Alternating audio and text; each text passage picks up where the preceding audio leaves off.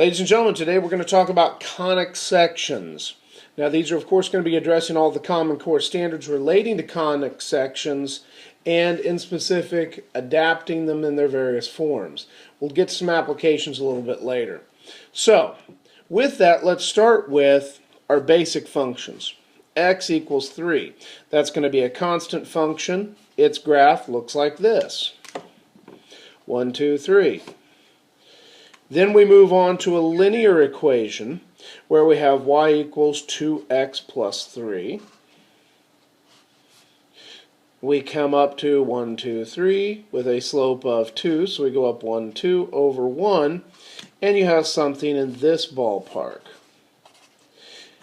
So we have our increasing complexity in functions. Now, as soon as we move to this, y equals x squared plus, say, 2x plus 1. That means we have a function that looks like this. Because it's x squared, it becomes a parabola.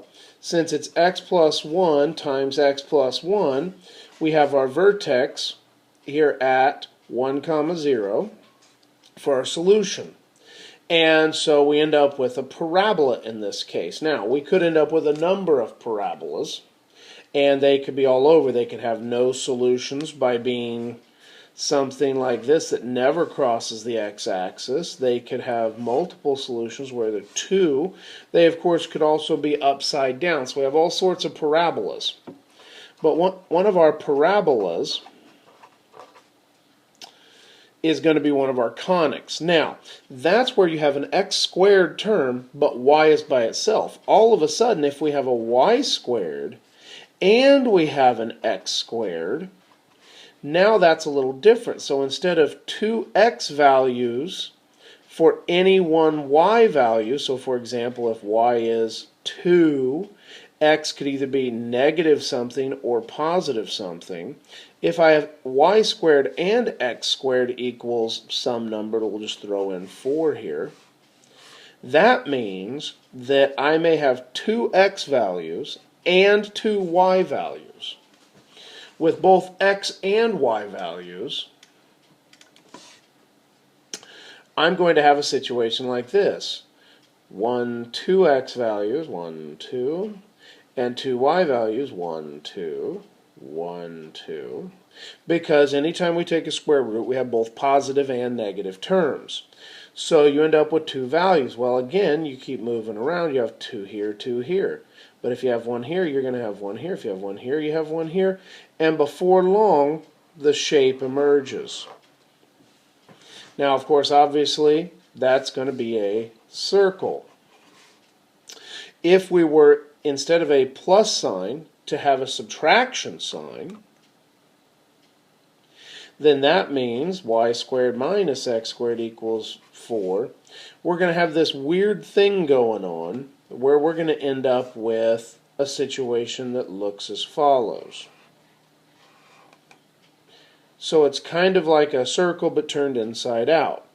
Now, if we were to have yet again another x squared and y squared, but we kept the plus sign but changed a value in front of them so they're no longer balanced, they will no longer have even x and y components.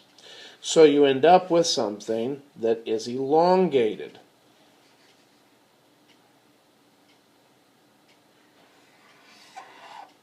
Something in that ballpark.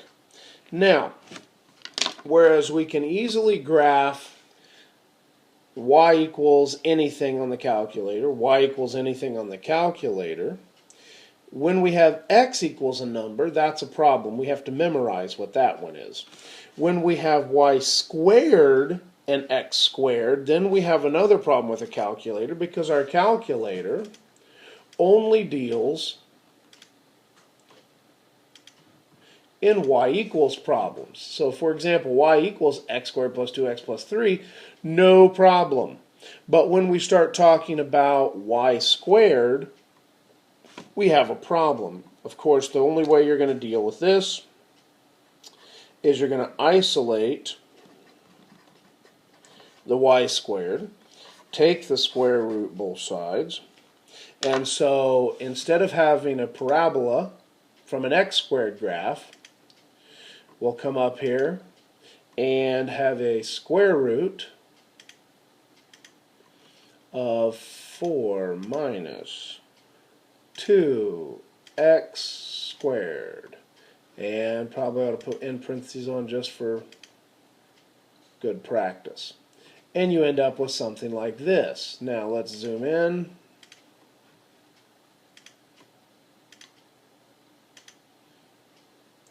You end up with something like this. Say, well, where's the bottom? Well, by default, when I take a square root, it's reading it as plus. It's reading the square root as plus. But anytime we take a square root, we have both plus and minus. So if we're to go up here and plug in the minus version, negative second square root 4 minus 2x squared, in parentheses for good practice, graph it, now we get the bottom component as well. So you end up with an ellipse.